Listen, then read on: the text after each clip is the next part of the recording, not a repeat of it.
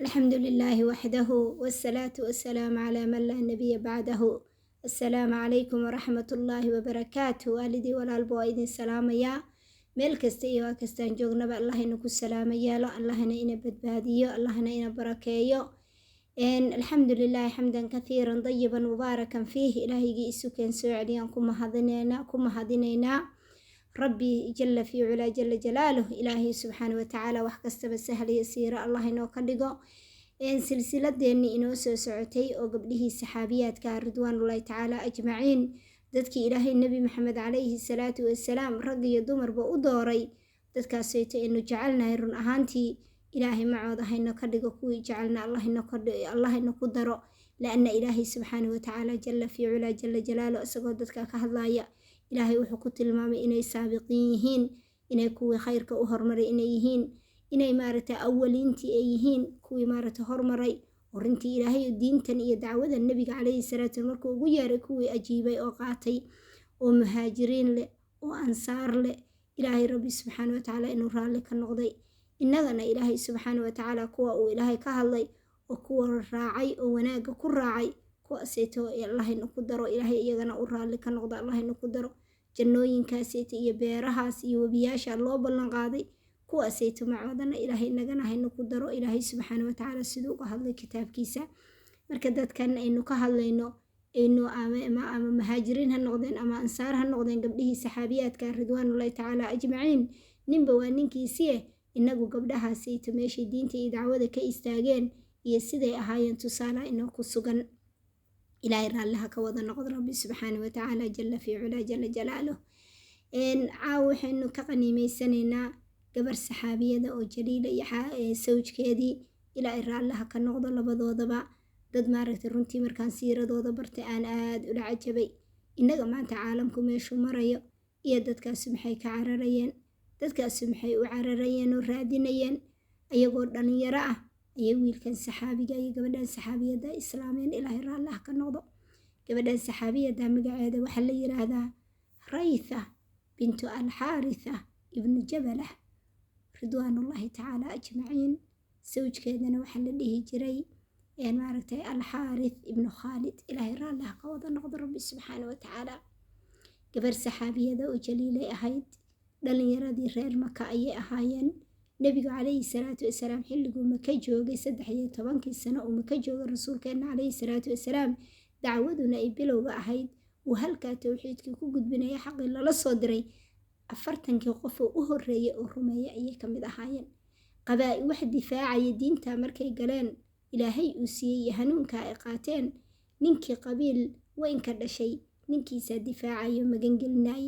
laakiin ayagu dhalinyaradani tawiil iyo gabar markaa isguursaday dhalinyaro isguursatay ayay ahaayeen maaragtay qabiil weyn kama isan dhalan qabiiladii la yaqaano carbeed kama isan dhalan qabiilkii quraysh kama isan dhalan dadkaasayta badankoodna sida xaaladoodu ahayd ama waalidkooda laga yaabaa in la adoonsan jiro sidaas darteed ay magaalada maka kusoo galeen ama waxaa oo kadibna dadkii meesha jooga isku milmeen sida maaragtay isku guurguursadeen ama waxaa laga yaabaa qabaaisha kaleeto yaryar oo meelaha ka yimi usoo guuray inay yihiin nooc hadba nooc ayay ku imaanayeen kadibna ay reer maka iska noqdeen halkaa ku dhaldhasheen oo ku milmeen sidaasayta uga tirsanaayeen dadkii meesha deganaayo reer maka ah magaalada sharafta leh xurmada leh marka ilaahay rabbi subxaana watacaala wuxuu ilaahay siiyey raytha iyo sawjkeedii oo khaalid ah allah ka raalli noqda iyagoo dhalinyaraha isguursaday in nuurkii islaamka soo baxo in nabiga calayhi salaatu wasalaam dacwadii diintii dadka ugu yeero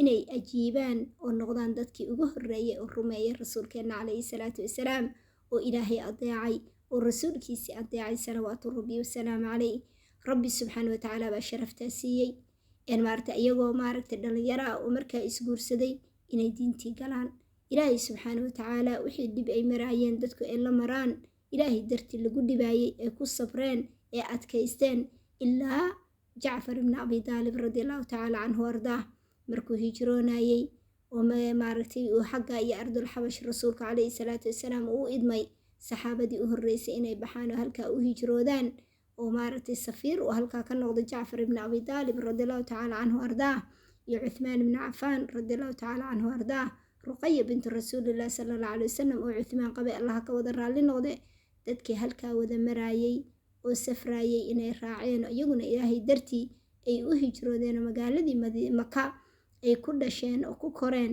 inay sidaa uga tagaan oo ay raacaan saxaabada hijroonaysa oo ardul xabash maadaama rasuulku calayhi salaatu wasallam u fasaxay inay halkaa iyo ardul xabash ay aadaan ay u hijroodaan. halkii markay aadeen waxay la cararaayeen diintoodii bay la cararaayeen inay meel maaragtay ay tagaan ilaahay ay ku caabudaan oo diintooda xor u yihiin oo nebiga calayhi salaam sunnadiisa ku dabaqaan salawaatu rabbi wasalaamu caleyh oo halkaasayto in nabadgelyo ugu noolaadaan iyagoo wadankii ay jeclaayeen iyo mako ay jeclaayeen ay noloshoodii dhan ku nooleen ilaahay dartii uga tagaan walaalayaal. bal dadkaa ka warramaya noloshooda sida ahayd innagana maanta ilaahay baa xaalkeenna og in maaragtay wadan gaalo loo soo hijroonayo loo soo ordayo wadankii islaamkana laga soo cararayo. dadkaasu diintooda ay badbaadsanayeen ay arkaayeen. innagana maanta xaaladeenna ilaahay subxaanahu watacaala ayaa og. ilaahay kuwa badbaada allah ina ku daro maaragtay adduuniya aakhiraba.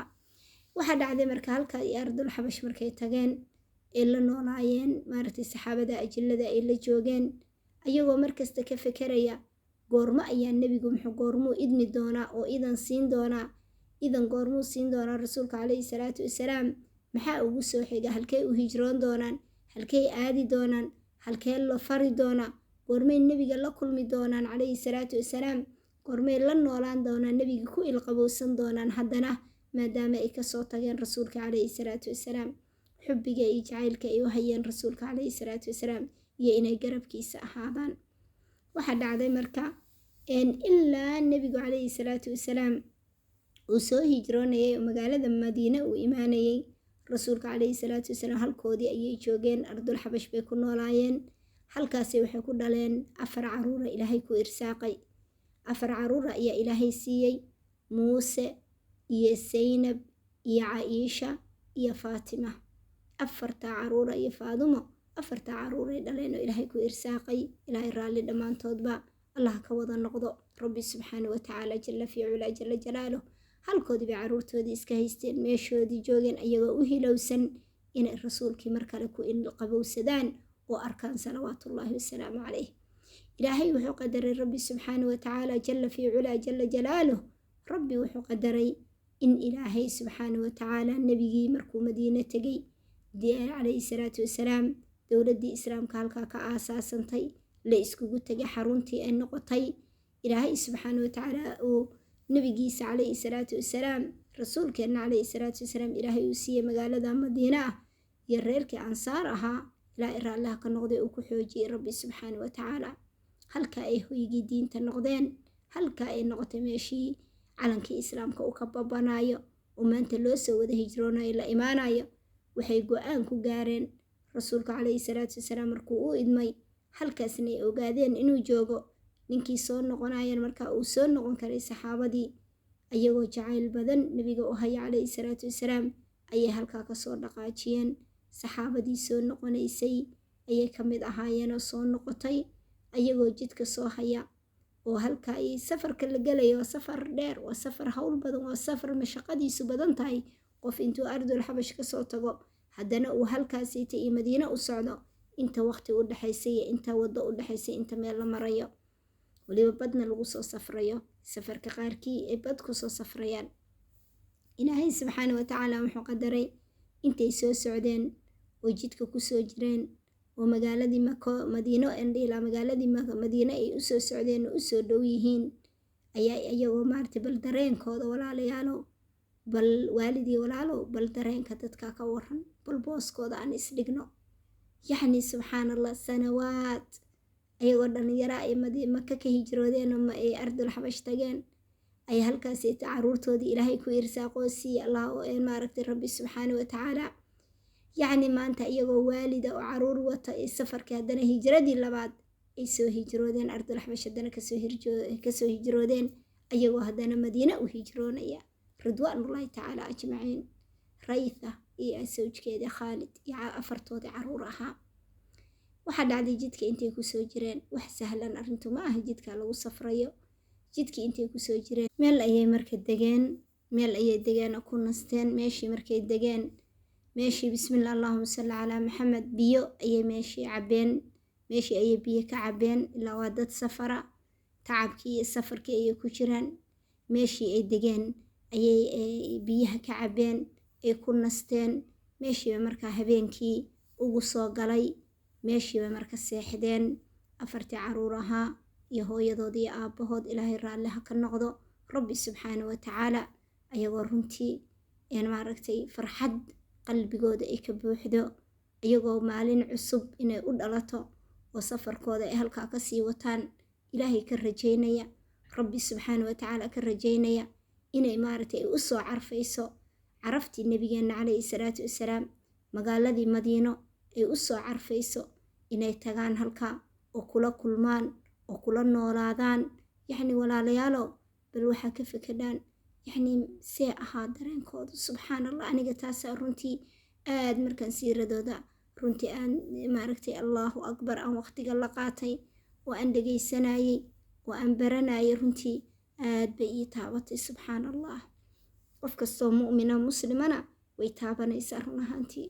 dadkaasi tay u maraayeen diintoodii iyo inay ilaahay subxaana wa tacaala ay raalli gareeyaan iyo rasuulka calayhi salaatu wasalaam. subxaan allah, waxaa dhacday marka meeshii ay seexdeen, biyihii ay cabbeen, haddana habeenkii usoo galay meeshoodii ay seexdeen. subaxdii ilaahay subxaana wa tacaala wuxuu qadaray khaalid radiallahu tacaala canhu ardaah inuu la kulmo oo maaragtay uu ka war helo xaaskiisii raytha iyo maaragtay wiilkiisii muuse ahaa iyo gabadhiisii saynab ahayd iyo wiilkii iyo gabadhiisii caaisha ahayd. afartaasuba inay meyd yihiin. yaa haray oo nool maantay? gabadhiisii faadumo ahayd iyo asaga ridwaanullaahi tacaala ajmaciin. halka ayaa ku geeriyooday oo maaragtay wiilkii saxaabiga ahaa khaalid radiallahu tacaala canhu ardaah. allahu akbar, ilaahay raallaha ka wada noqdo. see dareenkiisu noqday runtii. xalayta nabad bay ku seexdeen, haddana maaragtay saakay xaaskiisii iyo 3 caruuraba maaragtay waa meyd. waa muuse iyo saynaba iyo caaisha iyo xaaskiisii raytha ridwaanullaahi tacaala ajmaciin. afartaasi waa meyd, isagii gabadhiisi faaduma ahayd baa haray. ilaahay subxaana wa tacaala jalla fii culaa jalla jalaaluh wuxuu qadaray. ilaahay subxaana wa tacaala weeye, waxa la marayana waa amarka ilaahay subxaana wa tacaala jalla fii culaa. mid hore iyo mid dambaba asagaa koonkan iska leh, asagaana maamula. halkii ayay ku dhinteen, halkii buu maaragtay rabbi subxaana wa tacaala ku oofsaday. ilaahay waxaan ka rajaynaynaa rabbi subxaana wa tacaala dadkaasu ajar weyn inay ilaahay agtiisa ay ka heleen. asagana khaalid ilaahay miisaanka ugu cusleeyey, ajarka uu ka gurubsaday uu ka helay, isagii gabadhiisa faaduma ay ka heleen inay ku sabraan 4 qof oo qaaliga ah oo noloshooda dhaafoo ka baxay. halkaasayto ayada raytha maanta iyo caruurteedii hijro labaad iyagoo jidka tii horena iyadoo maaragtay aabbaha iyo hooyadaa loo qoray inay ardul xabash u hijroodaan, tanna inay madiino usoo hijroodaan, ay halkaa safarka dheer ka soo galaan. 2 hijro iyagoo leh ay gabadhaa saxaabiyadda halkaa ku dhimata, iyadii caruurteedana ku saqiiraan ay ku tagaan ridwaanullaahi tacaala ajmaciin. halka iyadii caruurteediba ay ilaahay la kulmeen iyagoo ajarkaa weyn iyo xasanaadka iyo khayrkaas helay. ilaahay raallaha ka noqdo. biyahaas ay ku sumoobeen oo kuwa maaragtay sababta u noqdayna shuhadada allaha ku haleelsiiyo iyo ajarkaa weyn oo yiri rasuulka calayhi salaatu wasalaam, qofkii alla dartii u hijrooda diintiisa asagoo inuu badbaadsada rabo oo la cararayo meel nabadgelya inuu la aado alla ku caabudo oo ilaahay subxaana wa tacaala uu ku adeecay rasuulkiisa calayhi salaatu wasalaam isagoo la aadaya, qofkii alla dartii u hijrooda inuu abaalkiisu janno yahay. ilaahay jannada ha siiyo rabbi subxaana wa tacaala. ilaahayna raallaha ka noqdo. jannatul firdaws alaclaana allah inuu kula kulmiyo rabbi subxaana wa tacaala jalla fii culaa jalla jalaaluh. ilaahay khaalidna iyo gabadhiisa faadumana ilaahay miisaankoodii aakhiro allah ugu cusleeyo, sidiiba asagii gabadhiisiba madiino ku soo aadeen oo maaragtay jidkii safarkii ilaahay ugu soo rabbi subxaana watacaala uu ku qadaray khayrkaas inuu ku asiibo ee haddana ilaahay ugu soo sakhiray inay madiina yimaadaan. ilaahay raallah ka noqdo. rabbi subxaana watacaala iyagana ajarka alla u qoray inay xabiibkii u yimaadaan salawaatullaahi wasalaamu calayh. innaga maanta marka maxaa inoo ku sugan dadka allah raalli ka noqdo, jannatul firdowsil calaana allah geeyo, macoodana allahina ka dhigo. ilaahay kuwa halkaa kula sheekaysta oo dhaha siiradii nibaanu barannay, waa idin naqaanay, aawe caruurtii, aawe maaragtay inuu rayfa iyo xaajigeediba inuu baranno. khaalid ridwaanullaahi tacaala ajmaciin caruurtoodina aragna ilaahay agtiisa waxba kuma ah walaalayaal. wamaa daalika cala allaahi bicasiis. ilaahay kuwuu raalli ka yahay, innagana allahina ka dhigo. maxaa markaynu ka qaadanaynaa walaalahayo? maanta caalamku meeshuu maraayo waa ujeednaa, maanta meeshuu ku socdo waa ujeednaa. dadna maanta waddan gaalay u ordayaan oo u hijroonayaan, waddankii islaamkay ka soo cararayaan. ilaahay waddankeena iyo waddanada islaamkaba allah inoo islaaxiyo, allahna inoo barakeeyo, allah inoo maceeyo wanaagga waddankeena iyo waddanada islaamka yaalla allah inoo muujiyo. yaa ilaahay rabbi subxaana watacaala addoommadiisaasna allah hanuuniyo, innagana allah hanuunkan iyo khayrkan iyo islaamnimadan ilaahay inoo baray kitaabkiisa iyo sunnada nabigeena calayhi salaatu wasalaam allah inoo barakeeyo, inuu ku nooleeyo, allahna khaatimo wanaagsan inuu ku irsaaqo rabbi subxaana watacaala jalla fi culaa jalla jalaaluh.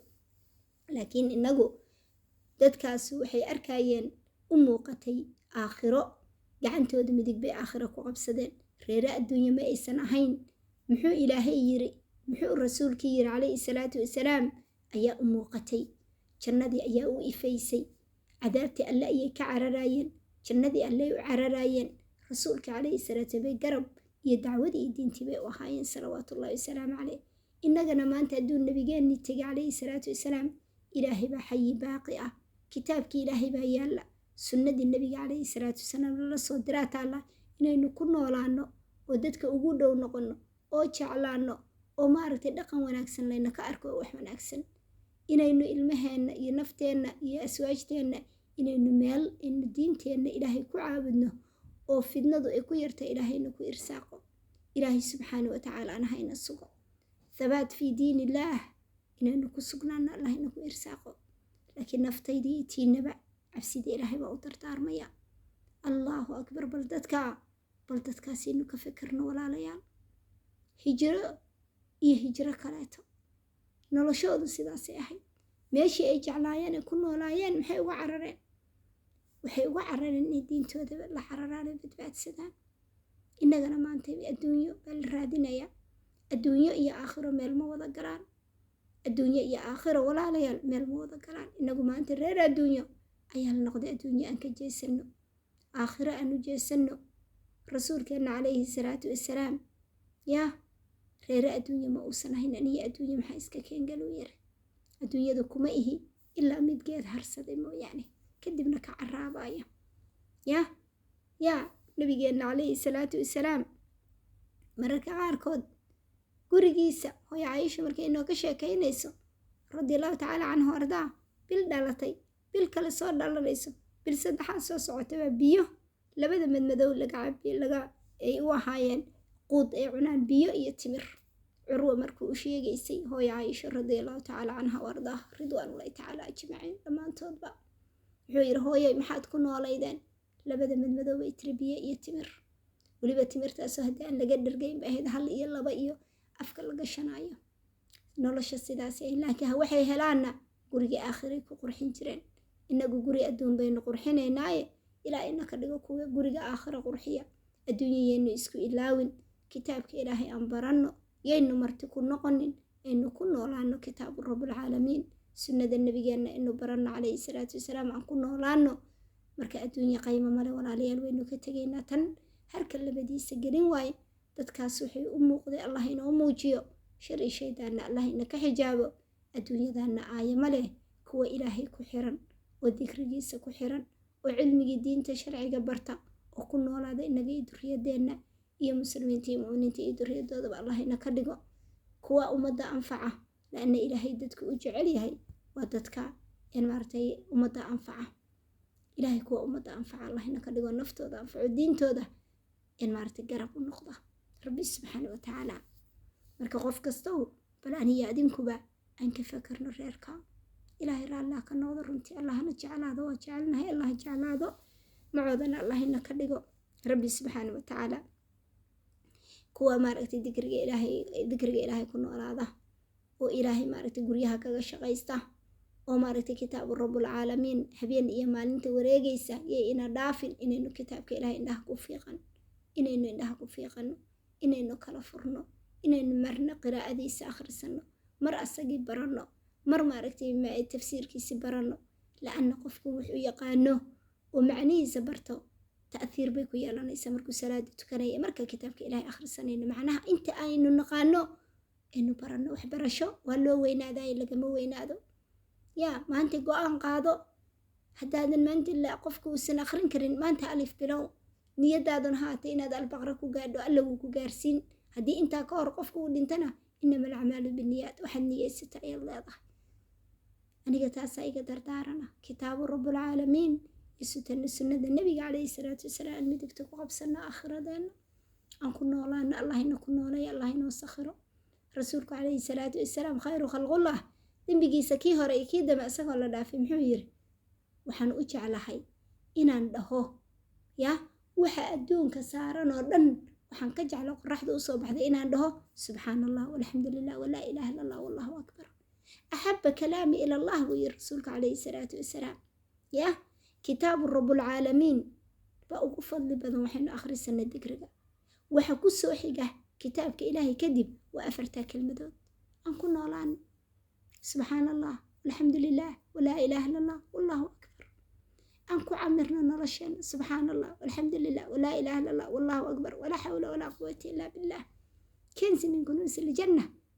jannadii ilaahay lagu beeranayo ilaahay subxaana watacaala kuwii ku beerta aabaheen ibraahim siduu inoo ku dardaarmay calayhi salaam habeenkii nabigeenna la dheelmiyey calayhi salaatu wasalaam muxuu ku yiri rasuulka calayhi salaatu wasalaam yaa maxamed calayhi salaatu wasalaam igu salaan ummadaada igu salaan iga gaarsii calayhi salaam waraxmatullaahi wabarakaatu calaa nabiyina allahu akbar una sheeg jannadu inay tahay maaragtay carasan inay tahay biyo macaan inay leedahay dhul bannaan inay tahay waxa lagu beertana inay tahay subxaana allah walxamdulilah walaa ilaaha illa allah wallahu akbar sidoo kale wuxuu ku yiri isla habeenkaas ayadana u sheeg ummadaada jannada inay beertaan oo rasuulku weydiiyey calayhi salaatu maxay tahay beerashada lagu beeranayo waxa weeye buu yiri beerashada waxa lagu beeranayo jannada in la xawla walaa quwata illaa billah ayadoo kensi min kunuusil janna haddana oo rasuulka calayhi salaatu wasalaam abu muusa al-ashcari radiallahu tacaala canhu wardaa oo u sheegay inay tahay kaydadkii jannada kayd ka mida taxta carshi raxmaan inay tahay haddana aabaheen nebi ibraahim calayhi salaam isla habeenkaas uu 4 kelmadooda kale u sheegay oo dikriga abuu habeenkaas sitan u sheegay laa xawla walaa quwata illaa billah inaynu jannada ku beerano iyadana oo jannada in lagu beerto ku beerano marka aan ku beerano ilaahay kurbada iyo walwalka ku ridaa laa xawla walaa quwata illaa billah marka aan ka qaniimaysano subxaana allah walxamdulilah walaa ilaaha illa allah wallahu akbar walaa xawla walaa quwata illaa billah sidoo kale rasuulka calayhi salaatu wasalaam wuxuu yiri ma jiro qof adduunka saaran oo dhaha 5 kelmadood baaqiyaatu saalixaad weeye dhaha hadduu dhaho dembigiisa ilaahay u dhaafaa haba la ekaadee badda hirarkeeda saas yiri rasuulka calayhi salaatu wasalaam balka war dembigaaga lagu hoobinaa lagu dhaafaya marka taasaa iga dardaarana cabsida ilaahay maa isu dardaarmaynaa uma markaa kadibna inu ka qaniimaysana arrimaha caafimaad noolaalaahi oo idiin rajaynayaa in maaragtay ilaahayna muraadkeena aan mucasaleen allahina siiyo waalidkeena iyo culimadeena inta ina ka hormartay iyo reer cibaadiraxmaan ba allah u naxariista inta inoo noolna allah inoo xifdiyo inoo dhowro shari shaydaanna allah ina ka xijaabo wadankeena wadanada islaamka allah inoo israaxiyo khayr iyo baraka ilaahay ka rajaynaynaa ummadeena bogooda burcada allah isu mariyo wanaaga allah isu muuji allah wanaagooda isu siiyo xumaantoodana allah kala qariyo dhammaanteena allah dhexdeena israaxiyo qulubteennana allah isu dumo wanaageena allah isu muujiyo xumaanteennana allah kala qariyo rabbi subxaanahu watacaala jalla fi cula jalla jalaaluh wixii aan niriyo khayra famin allahi subxaanahu watacaala alxamdu lilah ilaah baa ku mahadsan iwaafajiyey maaragtay allahuma laka alxamdu walaka shukru yaa rabbi laka alxamdu kamaa yanbaqii lijalaali wajhik wacadiimi suldaanik wixii aan gafayna nafteedii shaydaan bay ka ahaatay allii rasuulna beri bay ka yihiin salawaatu rabbi wasalaamu calayh rabbi اغfir lii watub calaya inaka anta tawaabu lqafuur baan leeyahay laa ilaaha illaa anta subxaanaka ina kuntu min adaalimiin cafiya caafimaad iyo warsanay wax khayr baan isku maqlaynaa alxamdu lilaahi rabbi alcaalamiin والصلاة والسلام على رسول الله صلى الله عليه وسلم سبحانك وبحمدك أشهد أن لا إله إلا أنت أستغفرك وأتوب إليك.